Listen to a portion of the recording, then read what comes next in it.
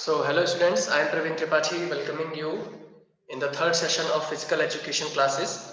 And so far we have discussed the aims and objectives of the physical education. Now it's time to study and understand what is the need and what are the importances of physical education in the modern society. Okay, as we all know that we are living in the modern society technological era, and so far we have discussed about the significances of physical education, but in the book's perspective, in the CBSE's perspective, what they are saying. So let's explore together. The modern research have proven that the views of Greek philosophers Aristotle and Socrates in considering athletes as complete education is correct. यानी कि ये जो philosophers है, जो Greek philosophers है, इन्होंने साफ साफ अपने जो काउंसलिंग में है या फिलोसफी में एक बोला है कि एथलेटिक्स यानी जो भी एथलेटिक्स है, जो हमारे फिजिकल एक्टिविटीज है, इसको एक कंप्लीट एजुकेशन के रूप में एस्टेब्लिश करना चाहिए। ठीक है, इतने पुराने फिलोसफर्स हैं, इन्होंने भी फिजिकल एजुकेशन को कंप्लीट माना है, कंप्लीट एजुकेशन के रूप में इन्होंने इसको माना है। ठीक है, and it has been scientifically observed that adequate exercise of limbs is essential for disciplines one's mind in the right spirit। ठीक है, तो उन्होंने भी ये माना है और साइंटिफिकली भी ये प्रूव्ड है कि अगर आप रोज एक्सरसाइज करते हैं या हम अपने नर्व्स को अगर रनिंग में रखते हैं, मूवमेंट में रखते हैं, तो हमारे पास एक अच्छा माइंड होता है और एक हमारे पास एक राइट स्पिरिट बनी हुई होती है। ठीक है, and regular exercises and playing games help the body and mind to deal with the modern day silent killers such as stress, strain, worry, anxiety and tension। ठीक है, तो यहाँ पर देखिए एक वर्ड यूज किया गया है साइलेंट किलर्स। मेरे हिसाब से हमने पिछले 2 दिनों में जितनी बातें की हैं फिजिकल एजुकेशन की, उसमें हमने इन सभी पॉइंट्स को बहुत ज्यादा अच्छे से समझा है या डिस्कस किया है कि स्ट्रेस, स्ट्रेन, वरी, एंजाइटी और टेंशन जो है वो काफी हद तक उसको किल कर सकते हैं। मेरा तो ये मानना है कि हम किल कर सकते हैं कि अगर हम फिजिकल एक्टिविटीज में इन्वॉल्व होते हैं तो। ठीक है, the need and importance of physical education may be understood in several ways, which describes the different kinds of requirements for various sections of the society। तो needs and importance फिजिकल जो education है उसको हम अलग अलग तरीकों से और अलग अलग जरूरतों के हिसाब से समझ सकते हैं।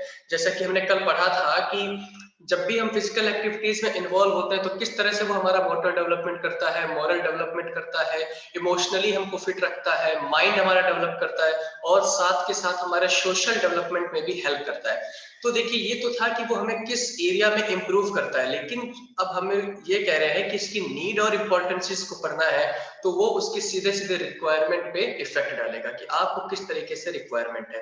जैसे कि मेरा मानना यह है कि अगर आपको केवल लुकिंग के लिए चाहिए कि हाँ मुझे एक लुक्स देना है, एक बढ़िया हैंडसम सा, या गर्ल्स के लिए बहुत ही अच्छा सा दिखना है मेरे को, तो आप अपने फिजिकल एक्टिविटीज के लिए कर रहे हैं, दैट इज आल्सो गुड। अगर आपको अपनी स्ट्रेंथ बढ़ानी है, स्टेमिना बढ़ाना है, ठीक है, ताकि आप अपने क्या है डिसीजेस से लड़ सके, तो उसका भी एक अलग से रिक्वायरमेंट है। तो नीड और जो इम्पोर्टेंसीज है वो काफी हद तक हमारे रिक्वायरमेंट पर भी इफेक्ट करती है, रिक्वायरमेंट पर डिपेंड करती है कि हाँ आप किस तरीके से फिजिकल एक्टिविटीज को फॉलो करना चाहते हैं। अगर कोई गेम्स में जाना चाहता है तो वो केवल गेम्स के थ्रू अपने आप को अट्रैक्ट रखेगा, ठीक है ना, उसको फोकस रखेगा।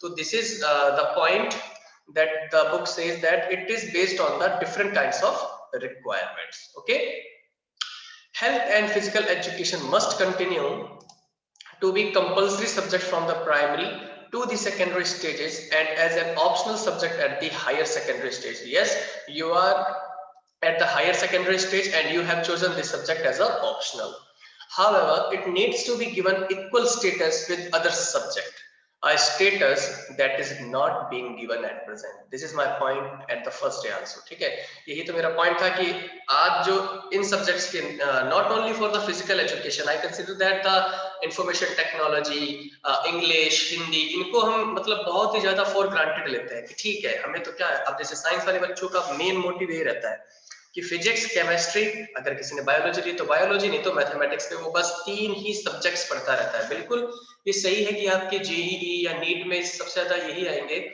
बट हम केवल भाग रहे होते हैं सिलेबस के पीछे। हम अपने करियर के पीछे एकदम भाग रहे होते हैं, जबकि ये जो लैंग्वेजेस हैं, इंग्लिश हिंदी हो गई या इंफॉर्मेशन टेक्नोलॉजी हो गई, फिजिकल एजुकेशन है, ये कहीं ना कहीं हमारी स्किल को डेवलप करता है, हमें डेवलप करता है, ठीक है। तो इसको ही हमें ऐसे फॉर ग्रांटेड नहीं लेना चाहिए। मेरा ये मानना है कि आप जैसे सब्जेक्ट, जैसे 3 सब्जेक्ट्स को ही फोकस रखते हैं, कॉमर्स वाले इकोनॉमिक्स, अकाउंट्स और बिजनेस स्टडीज को, या ह्यूमैनिटीज में जिन्होंने जो भी लिया है, हिस्ट्री, पॉलिटिकल या जियोग्राफी, उनको बहुत ज्यादा एकदम पढ़ते रहता है कि हाँ यही है हमारे मेन सब्जेक्ट। बल्कि ऐसा नहीं होना चाहिए, सबको एक इक्वालिटीज होनी चाहिए, इक्वल स्टेटस देना चाहिए, ठीक है। ये क्या है, अभी आप हायर लेवल पे हो, जहां पर आप अपने आप को केवल इसलिए नहीं पढ़ रहे हो कि आपको नंबर लाना है, आप इसलिए भी पढ़ रहे होते हो क्योंकि आपको जॉब चाहिए, आपका एक स्किल बेस बना हुआ होना चाहिए, ठीक है। तो ये एक ऐसे सब्जेक्ट होते हैं जो आपको स्किल बेस्ड करिकुलम प्रोवाइड करते हैं, आपके अंदर एक एनहांसमेंट्स लाते हैं, एडवांसमेंट्स लाते हैं, ताकि आप इस जो ये भी कॉम्पिटिटिवनेस है ना जो हमारे आगे, उसमें आप स्टेबल रह सको। तो इसको भी आप लोग प्लीज थोड़ा सा अच्छे से पढ़ा करो, इसकी भी सारी क्लासेस अटेंड किया करो, इसको इतना भी फॉर ग्रांटेड मत लो, okay. In order to transact the curriculum effectively, it is essential to ensure that the minimum essential physical space and equipment are available in every school. तो ये जो आप बॉक्स देख रहे हैं या पढ़ रहे हैं, ये द नेशनल करिकुलम फ्रेमवर्क 2005 में कहा गया है कि कैसे फिजिकल एजुकेशन को या हेल्थ एजुकेशन को प्रमोट किया जाना चाहिए, क्या क्या स्टेप्स उठाए जाने चाहिए स्कूल लेवल पर, या हम कह सकते हैं कि इंडस्ट्रियल लेवल पर भी, या फिर जो भी एजुकेशनल लेवल है उस लेवल पे हमें कैसे स्टेप्स उठाने चाहिए, ठीक है। It is essential to ensure that the minimum essential physical space and equipments are available in every school. Yes, we are providing the every equipments, and that doctors and medical personnel visit school regularly. ठीक है, तो ये कह रहे हैं कि doctors और जो मेडिकल पर्सनल्स होते हैं, जो मेडिकल रिप्रेजेंटेटिव्स होते हैं, वो भी आपके स्कूल में रेगुलर आते रहने चाहिए, मे भी आते होंगे, आपके चेकअप्स होते होंगे, as I am the new recruitment. It should be possible to organize the utilization of school space at the block level at least. Yes, we have a very large playground over there for special sports program both before school hours and after school hours to enable children with special talents for sports to come here for special training and during vacation periods. ठीक है, तो ये कह रहा है कि आपके जो स्कूल्स हैं, जो आपकी कॉलेज या यूनिवर्सिटीज होती है, वहां पर आपको एक पर्सनल स्पेस दिया जाना चाहिए, एक स्पोर्ट्स का स्पेस दिया जाना चाहिए जहां पर आप खेलें, ना केवल रनिंग डेज में बल्कि वेकेशंस में भी, ठीक है। It should also be possible to develop these sports facilities so that many more children can avail of these leisure time sports activities and engage with team games. देखिए इससे फायदा क्या होता है, जैसे मैंने कल भी बताया था कि अगर आप जितना ज्यादा एंगेज रहेंगे स्पोर्ट्स वाले में, तब आपका जो टैलेंट है वो निखर के आएगा, ठीक है। अगर आप केवल घर पे बैठे रहेंगे और केवल सोचते रहेंगे, अब कई बच्चे क्या होते हैं क्रिकेट देखते हैं केवल, खेलते नहीं है, तो फिर क्या मतलब है। फिर वहां पर अपना आप लोग अपना वो नॉलेज दे रहे होते हैं कि नहीं यार, इस स्पिनर को नहीं खिलाना चाहिए था, पेस बॉलर को खिलाना चाहिए था। अरे भाई तुम भी तो खेलो, तुम खेलोगे तो तुम्हें ज्यादा समझ में आएगा उस चीज को, ठीक है। अब जैसे फुटबॉल हमारे यहाँ क्या होता है, बीकानेर में या राजस्थान में, मैं तो कहता हूँ इंडिया में फुटबॉल को इतना टाइम नहीं दिया जाता है जितना हम क्रिकेट को फोकस करते हैं। अगर फुटबॉल को हम देखते हैं तो फोकस किया जाता है ईस्टर्न साइड में, ठीक है। वो जो 5 है मणिपुर वगैरह में ज्यादा उसको तवज्जो दी जाती है, लेकिन यहाँ पर हम क्या करते हैं, बस केवल मैच देख लेते हैं। अरे खेलो भी तुम, है ना। अगर आप खेलेंगे नहीं तो उस चीज के बारे में आप जान कैसे पाएंगे। तो उसको थोड़ा सा खेलिए, अपने आप को टाइम दीजिए, ताकि आपका जो इंटरनल पर्सनैलिटी है वो भी बाहर आए, ठीक है। तो ये था जो बॉक्स में हमने पढ़ा कि ये द नेशनल करिकुलम फ्रेमवर्क ने क्या बोला था फिजिकल एजुकेशन के बारे में, ये आ सकता है आपके एग्जाम पॉइंट ऑफ व्यू से, ठीक है। चलिए अब हम नीड एंड इम्पोर्टेंस को पॉइंट वाइज पढ़ लेते हैं। तो the need and importance of physical education for every section of people in the modern society can be understood from the points given below. जहां पर भी आप पढ़ेंगे आप पाएंगे कि every section of people is mentioned over there, ठीक है। यहाँ पर हर हमेशा ये बात नहीं की जा रही है कि केवल यूथ को ही, बल्कि आज तो हर किसी को फिजिकल एजुकेशन के बारे में पता होना चाहिए। ये एक आप कह सकते हैं कि एक अवेयरनेस के रूप में भी देखा जा सकता है, ठीक है। आज हम अवेयर नहीं है, जैसा कि मैंने आपको फर्स्ट यही कहा था कि हम अवेयर नहीं है कि हमें कैसे खेलना चाहिए, कैसे पोस्चर्स होने चाहिए हमारे, हमें क्या खाना चाहिए और कब खाना चाहिए और कैसे खाना चाहिए, या आप समझ रहे हैं कि फिजिकल एक्टिविटीज के बारे में हम इतना अवेयर नहीं है। तो इसीलिए हर एक सेक्शन के लिए ये बहुत जरूरी है कि फिजिकल एजुकेशन को वो इंपॉर्टेंस दे या उसको एज अ नीड करे, ठीक है। तो optimum development of child's physical growth intellectual development कराता है, emotional, social, personal, character building हमने कल डिस्कस किया था, physical fitness very obvious, development as a discipline citizen of the country ये हम बात कर चुके हैं, हमने कल बहुत डिटेल में पढ़ा था इसके बारे में, न्यूरोमस्कुलर डेवलपमेंट, ठीक है, cultural development, developing leadership qualities, बिल्कुल लीडरशिप क्वालिटीज आएगी अगर आप किसी टीम वाला जो गेम खेल रहे हैं उसमें, ठीक है, अगर आप कैप्टन बनते हैं, वाइस कैप्टन बनते हैं या आपको आपकी रिस्पॉन्सिबिलिटी दी जाती है तो आप क्या करते हैं, लीडरशिप क्वालिटी आपके अंदर आती है कि अपने टीम को मैनेज कैसे करना है। जैसे कि कोई अच्छा खेलता है तो जरूरी नहीं है कि वो एक अच्छा कैप्टन भी प्रूव होगा, ठीक है, एक लीडरशिप क्वालिटी अलग होती है, टीम को चलाना और खुद खेलने में बहुत अंतर होता है, ठीक है, अगर मैं रोज सेंचुरी पे सेंचुरी मार रहा हूँ या रोज मैं गोल पे गोल कर रहा हूँ तो इसका मतलब ये नहीं है कि मैं पूरी टीम को साथ में ले चल सकता हूँ, ये तो आपके अंदर एक लीडरशिप क्वालिटी होनी चाहिए। That's why we consider the Baichung Bhutia, MS Dhoni are the very best captain, है ना, क्योंकि वो खुद के परफॉर्मेंस वो तो अच्छा करते ही करते थे, साथ में ऐसे डिसीजंस लेते थे जो पूरी टीम पे इफेक्ट डाले, ठीक है, आप लोगों ने कई बार सुना होगा कि एक इंग्लिश फ्रेज है कि टीम में कभी आई नहीं आता, यानी कि मैं नहीं आता, ठीक है, तो टीम के अंदर सब कुछ इंक्लूड होता है, टीम के अंदर एक लीडरशिप क्वालिटी होती है, टीम की स्पेलिंग में आपको आई नहीं मिलेगा, यानी कि वहां पर इंडिविजुअलिटी की जगह नहीं है, ठीक है, हेल्दी एंड सेफ एनवायरनमेंट देता है आपको, ये तो बहुत ही इजी सी बात है, डेवलपमेंट ऑफ नेशनल इंटीग्रेशन, ठीक है, अब देखिए टीम प्लेइंग से क्या होगा कि आपके अंदर एक राष्ट्रीय एकता का भाव आएगा, राष्ट्रीय एकता का भाव इसलिए आएगा कि अब जब आप अपनी टीम को सपोर्ट कर रहे होंगे तो आपके अंदर एक नेशनैलिटीज रहेगी, ठीक है ना, पेट्रियोटिज्म रहेगा आपके अंदर, देशभक्ति रहेगी, तो ये कहीं ना कहीं नेशनल इंटीग्रेशन को भी बढ़ावा देता है। बेटर इंटरनेशनल अंडरस्टैंडिंग, बिल्कुल अगर आप गेम में इन्वॉल्व रहेंगे, गेम देखेंगे, खेलेंगे, समझेंगे तो आपको अदर कंट्रीज के बारे में भी पता चलेगा। देखिए अदर कंट्रीज की कल्चर भी हमें कहीं ना कहीं से पता चलता है। जो भी बॉयज हैं अगर वो क्रिकेट देखते हैं तो शायद उनको ऑस्ट्रेलिया के खिलाड़ियों के बारे में पता होगा, या हम चाइना के खिलाड़ियों के बारे में पता कर सकते हैं कि वो कैसे होते हैं ना, थोड़े से ऑस्ट्रेलिया वाले थोड़े से नॉटी स्वभाव के होते हैं, वो थोड़ा सा आपको प्रवोक करते हैं कि आप थोड़ा सा लड़े, स्लेजिंग करते हैं, ठीक है, तो आप कहीं ना कहीं इंटरनेशनल अंडरस्टैंडिंग्स भी कर पाते हैं, अगर जो क्रिकेट देखता है वो बाकी टीमों के व्यवहार को भी पहचान सकता है कि हाँ देखिए न्यूजीलैंड वाली जो टीम है वो तो बहुत ही सीधी सादी खेलती है, पाकिस्तानी वाली जो टीम है वो थोड़ा सा लड़ाई झगड़े के हिसाब से खेलती है, तो उसी हिसाब से आपके इंटरनेशनल अंडरस्टैंडिंग्स भी होती है, ठीक है।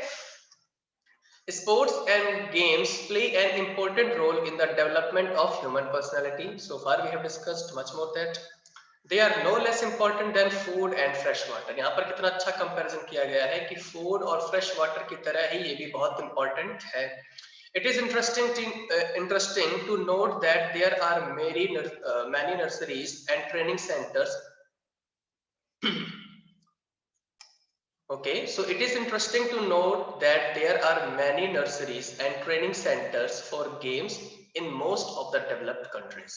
We are talking about the developed countries. Developed countries में आप पाएंगे या पढ़ेंगे और समझेंगे कि वहां पर बहुत सारी ट्रेनिंग सेंटर्स हैं, नर्सरीज हैं, जहां पर केवल फिजिकल एक्टिविटीज और गेम्स को बहुत ज्यादा प्रमोट किया जाता है, ठीक है, वहां पर अपॉर्चुनिटीज दी जाती है ताकि आप ग्रो करें और अपने आप को सामने लाएं। Misconcepts about physical education and sport, ठीक है, कुछ बातें हैं जो हम गलत समझ चुके हैं, ठीक है, सबसे बड़ी बात यह है कि स्टूडेंट्स तो इस सब्जेक्ट को ऐसे समझते हैं कि ठीक है इसको लेके फटाफट से 90 या 85% ले आएंगे और ये हमारे ओवरऑल मार्क्स को अच्छा कर देगा, ठीक है, तो कुछ मिसकॉन्सेप्शंस हैं, ये तो चलो एक जनरल है, और बाकी के लोग क्या सोचते हैं इस फिजिकल एजुकेशन और स्पोर्ट्स के बारे में, चलिए देखते हैं कि lack of understanding about the importance of physical education results into misconceptions and disbeliefs, ठीक है। अब जैसा कि मैंने बताया कि हमारे पास यहाँ अवेयरनेस नहीं है फिजिकल एजुकेशन के बारे में, तो हम क्या करेंगे, अगर अवेयरनेस नहीं है तो हमारा एक ही काम है, ह्यूमन टेंडेंसी का एक ही काम है, मिसकंसेप्ट बना दो, डिसबिलीव कर दो इस चीज के बारे में, है ना, तो यही चीजें हैं, तो चलिए उसके बारे में पढ़ते हैं। There are a number of misconceptions related to physical education. Some people do not agree that it is a part of the educational process, ठीक है, कई लोग नहीं मानते कि ये एजुकेशनल प्रोसेस है, कई लोगों को ये एजुकेशन लगता ही नहीं है, उनको ये शिक्षा नहीं लगती, उन्हें ऐसा लगता है कि ठीक है खेलना ही तो है, खेल तो ये ऐसे भी लेंगे। The fact is that skill, fitness, performance and health are parts of physical education. तो यहाँ पर आप देख सकते हैं कि इसके इंटरडिसिप्लिनरी पार्ट्स कितने हैं, कि यहाँ पर केवल हेल्थ ही नहीं आ रहा है बल्कि परफॉर्मेंस है, फिटनेस है, आपकी एक स्किल है। अगर कोई बहुत अच्छा है फुटबॉल में, वॉलीबॉल में, ठीक है, बैडमिंटन में, तो वो एक इसकी एक स्किल है, ठीक है, वो इनबॉर्न आती है या आप उसको ग्रूम करते हो, उसको और ज्यादा भी एडवांस करते हो, तो ये कहीं ना कहीं एक स्किल का भी पार्ट है, ठीक है।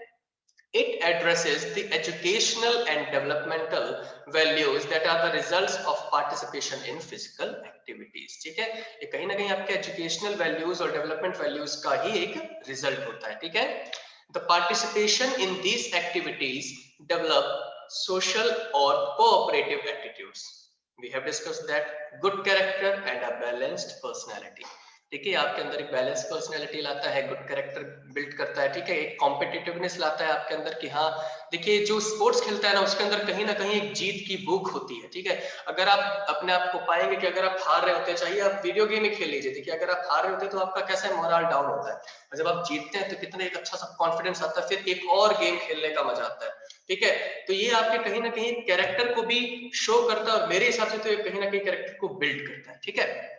However, when one fails to recognize the holistic approach of physical education, it results in a number of misconceptions. तो हम तो इसके अच्छे पार्ट को कभी समझना ही नहीं चाहते, और जो फिजिकल एजुकेशन या अदर सब्जेक्ट्स के अच्छे पार्ट को नहीं समझता, होलिस्टिक अप्रोच को नहीं समझ पाता है, तो फिर तो वो मिसकंसेप्शंस लगाएगा ही लगाएगा, ठीक है। People in the society are either less aware about the advantages of taking part in physical education activities or are left behind with the pace of modern educational system. देखिए यहाँ पर दो कारण है, दो कारण ये बताया है कि देखिए हम अवेयर नहीं है, जो मैं आपसे डिस्कस कर ही रहा हूँ, ठीक है। और एक ये है कि मॉडर्न एजुकेशन सिस्टम आजकल इतना ज्यादा बढ़ गया है, जैसा कि मैंने आपको बताया कि हम एक सब्जेक्ट ओरिएंटेड पढ़ाई कर रहे हैं। सब्जेक्ट ओरिएंटेड अगर आप पढ़ाई कर रहे हैं तो मेरे हिसाब से वो पढ़ाई इतनी वैल्यूएबल नहीं रहती। आपके माइंड में एक गोल डाल दिया गया है, अच्छी बात है, लेकिन आप अपने आप को से भूल नहीं सकते, आप अपने आप को टाइम भी आपको देना ही देना पड़ेगा, ठीक है। तो ये दो कारण है, एक तो क्या है हम अवेयर नहीं है, दूसरा हम बहुत ज्यादा बिजी हैं। मॉडर्न एजुकेशन सिस्टम में हम इतना ज्यादा बिजी हैं, इतने हाई फाई सब्जेक्ट्स हम चूज करते हैं कि हम ठीक है ऐसे एंटरटेन सब्जेक्ट को या स्किल बेस्ड सब्जेक्ट को टाइम नहीं दे पाते हैं, ठीक है। So thus it becomes important for all of us to understand what we think and how the modern world is looked at by educated and disciplined people of the society. तो अब हमें ये समझना होगा कि मॉडर्न वर्ल्ड में अगर हम रह रहे हैं, एजुकेटेड अगर हमें अपने आप को प्रूव करना है, so we must need to participate in the physical activities. Okay, and some of the common myths associated with physical education are given below. So these are some myths, ठीक है, कुछ misconceptions हैं। चलिए पढ़ते हैं क्या है, कि physical education is all about physical training only, है ना, सबको यही लगता है कि केवल physical training ही है। Physical education is only about the participation in games, कई बच्चों का मानना होगा जब ये सब्जेक्ट चूज कर रहे होंगे, है ना। Physical education is about building body, हाँ ये तो हर किसी ने माना होगा कि बस फिजिकल एक्टिविटी का मतलब है चलो भैया जिम करते हैं, एक अच्छा सा मस्कुलर बॉडी बना लेते हैं या फिर एक स्लिम ट्रिम बॉडी बना लेते हैं, तो this is all about the physical education. There is a term students which is associated with this subject is education, and education cannot be only the physical activity, it must contain some concepts and the formulas also, okay. So physical education is performing drilling करना, केवल exercises करना। physical education is play, ठीक है। ये कुछ myths हैं। Physical education has poor social status, सबसे बेकार अगर मैं कहूँ मेरे अकॉर्डिंग तो ये सबसे बेकार मिथ यही है कि ये पुअर सोशल स्टेटस है, इसका कुछ ज्यादा कोई खास इंपॉर्टेंस नहीं है, इसको कौन लेता है ना। एज नो जॉब और करियर प्रोस्पेक्टस, ठीक है, जॉब और करियर प्रोस्पेक्टस पे हम आगे बात करेंगे, हमारा टॉपिक है इस पे। Physical education leads to indiscipline, हाँ इनडिसिप्लिन तो ये बिल्कुल नहीं प्रोवाइड कराता, बल्कि ये तो हमें डिसिप्लिन प्रोवाइड कराता है, टीम स्पिरिट देता है ना। कई लोगों को लगता है कि बाहर खेलने जाएंगे तो बदतमीज हो जाएंगे, ठीक है। Physical education is wastage of money only, केवल पैसा ही पैसा लगता है, क्योंकि इक्विपमेंट्स बहुत ज्यादा हाई फाई रेंज के होते हैं जो हम अफोर्ड नहीं कर पाते हैं, ठीक है। Physical education has rest periods, hence no physical और मेंटल अर्निंग, क्योंकि इसके बहुत ही ज्यादा रेस्ट पीरियड्स होते हैं, ठीक है, ये बहुत ज्यादा मतलब कई बार कि इसको ज्यादा इंपॉर्टेंस नहीं मिलती, तो इससे कुछ अर्निंग वगैरह नहीं है। Physical education is taken up by left out group only. और फिजिकल एजुकेशन को तो ऐसे लोग चूज करते हैं जिन्होंने कुछ नहीं करना है आगे और केवल लेफ्ट आउट ग्रुप के हैं। तो ये कुछ कॉमन मिथ्स थे जो हम सभी सोचते हैं मेरे हिसाब से, जिन्होंने फिजिकल एजुकेशन नहीं ली होगी वो स्टूडेंट्स भी आपको कई बार टॉट करेंगे कि हाँ फिजिकल एजुकेशन का क्या है, थ्योरी पढ़ ली पास हो गया। ठीक है भैया, तू भी पढ़ लेना थ्योरी और तू भी हो जाना पास। ठीक है, तो ये कुछ मिसकंसेप्शंस थे।